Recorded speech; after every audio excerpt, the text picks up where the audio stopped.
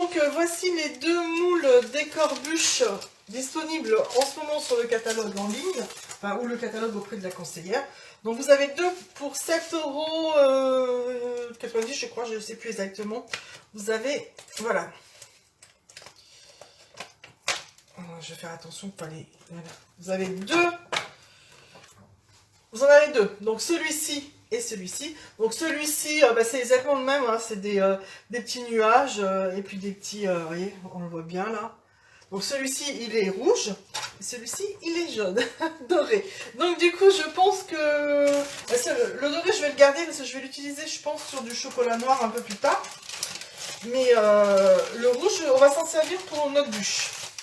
Donc vous avez deux bouts de bûche, vous avez deux embouts de bûche et puis des petites étoiles et puis des petites choses. 200 g de chocolat que je vais faire fondre et que je vais tempérer. Ah, j'ai oublié mon micrio. Et que je vais tempérer avec le micrio, comme ça on va le faire fondre. On va mesurer sa température.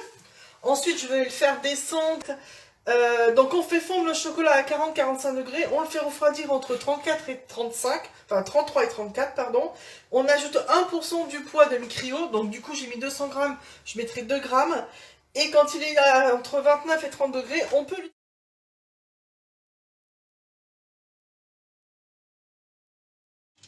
Je remue mon chocolat. Pour l'instant il n'est pas encore bien fondu, donc ok. Donc là j'ai pris celui-là.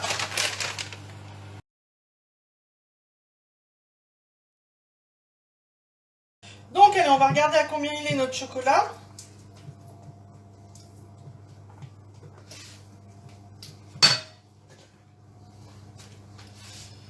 Hop.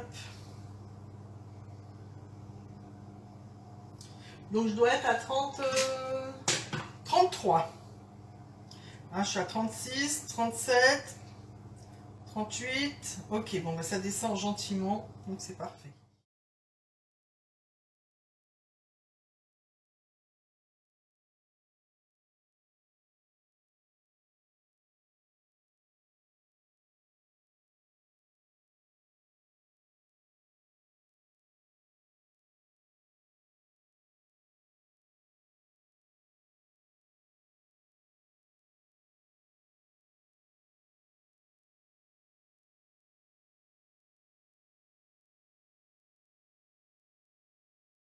Non, je ne mets pas au congélateur. Le chocolat, normalement, ça se met pas au congélateur. Donc, il faut le travailler. Alors, éventuellement, si on est pressé, un petit coup de frigo, mais pas de congélateur pour le chocolat. Le mieux pour le chocolat, c'est une pièce fraîche. Et donc celui-là, c'est celui de l'année dernière.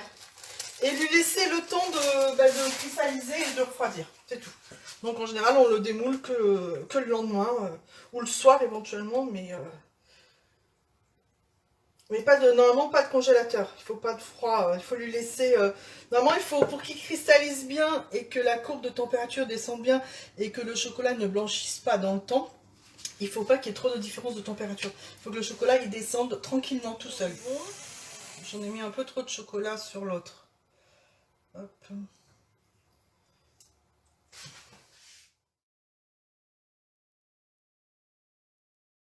C'est durci, donc je vais pouvoir les démouler. Et quand on fait cochon, effectivement, vous voyez, quand on fait cochon, on a des petits morceaux de chocolat. C'est pas très grave. Donc, pour démouler, tout simplement, hein, on passe le doigt dessus. Donc là, c'est les anciens, c'est ceux de l'année dernière. Donc là, vous avez le petit cœur. Alors, le mieux quand même, c'est quand même de s'y prendre avec la poche à douille. On fait quelque chose de beaucoup plus propre. Voilà.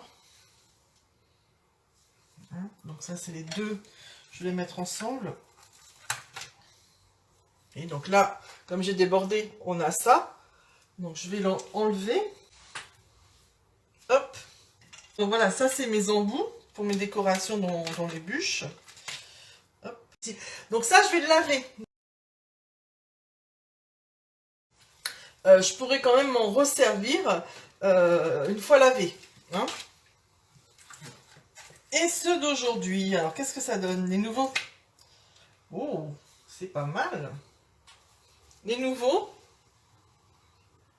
Je sais pas si vous voyez assez clair. Ouais.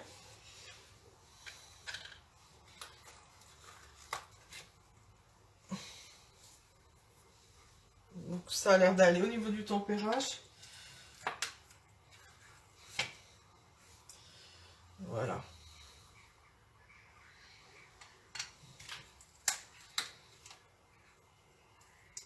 Tout pas dans le sombre. Voilà.